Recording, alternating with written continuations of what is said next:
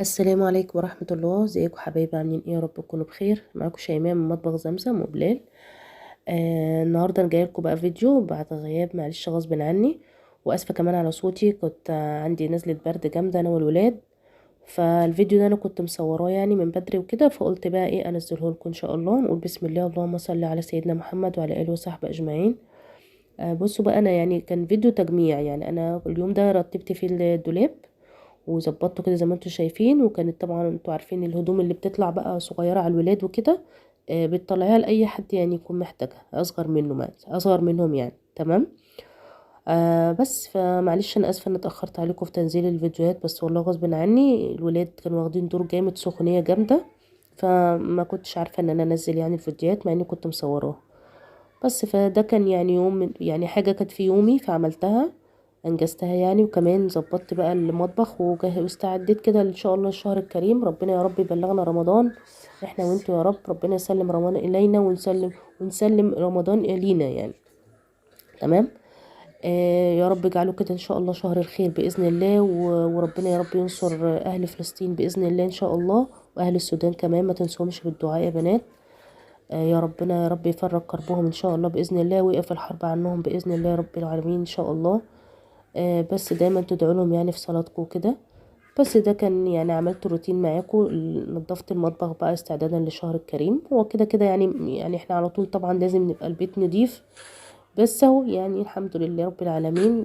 زي ما قلت لكم البوتاجاز دايما تبقى ايدك فيه عشان يعني ما يتراكمش عليه الدهون وما تعرفيش تنضفيه، وتحتاجي بقى ان انت تعملي خلطات وكده. فزي ما انتم شايفين انا غسلته باللهلوبه. تمام. والسلك البلدي العادي بتاعنا يعني الحمد لله، ونضيف هو بقى زي الفل.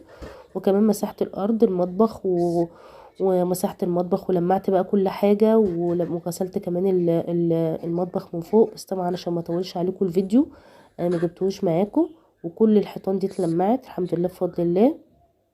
تمام. زي ما انتم شايفين المطبخ كان زي الفل. وبس. وبعد كده بقى رحت ايه، ده كان تاني يوم. ده كان يوم تاني عملت بقى ايه مكرونه بشاميل. طبعا انتوا عارفين البشاميل اللي بيتعمل ازاي، على حسب الكميه اللي هتعمليها. هتحطي مثلا لو حطيتي 3 معالق دقيق هتحطي زيهم زبده.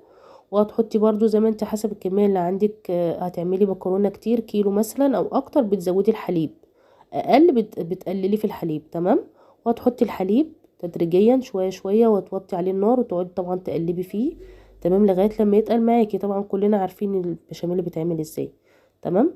انا بقى بحط له هنا، يعني بحط له كمان تحت اللهم صل على سيدنا محمد جبنه موتزاريلا، بتديله طعم حلو جدا، بتفرق في الطعم يعني، بيدي طعم جميل جدا. وتحطي له طبعا ملح، وبتحطي له فلفل اسود. في ناس بتحط يعني جوز الطيب، بس انا مش بحط الصراحه. بكتفي بالملح والفلفل بس، ما بزودش حاجات اكتر من كده. مع الجبنه الموتزاريلا بيديله طعم حلو. في ناس بتحط مرقه دجاج، انا ما بحطش الصراحه، انت عايزه تحطي براحتك. بس. وكنت سلقه المكرونه، وعملت كمان زي ما شفتوا كده فراخ كنت فرماها في الكبه.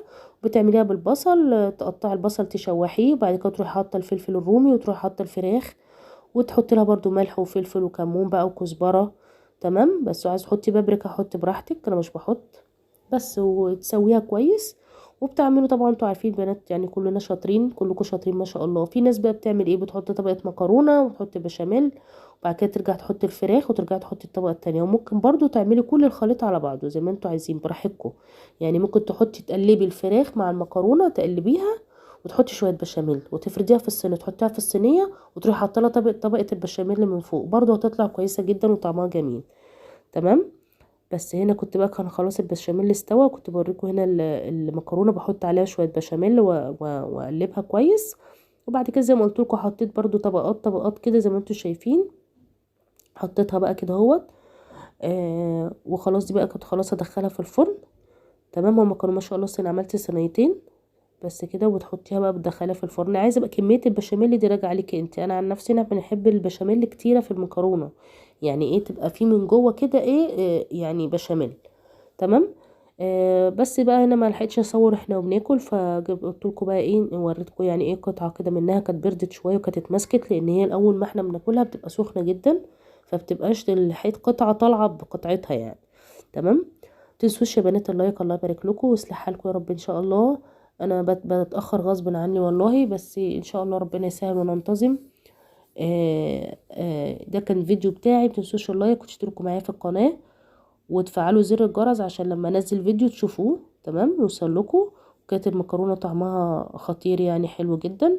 اللي عارفني كويس عارف ان انا بعمل بفضل الله مكرونه حلوه. يعني انا بحب يعني عجباني مكرونتي، يعني كل واحد بعجبه طبيخه طبعا. مش بشكر في نفسي ولا حاجه، بس انا الحمد لله بفضل الله لما باجي اعمل حاجه لازم يعني تظبطيها.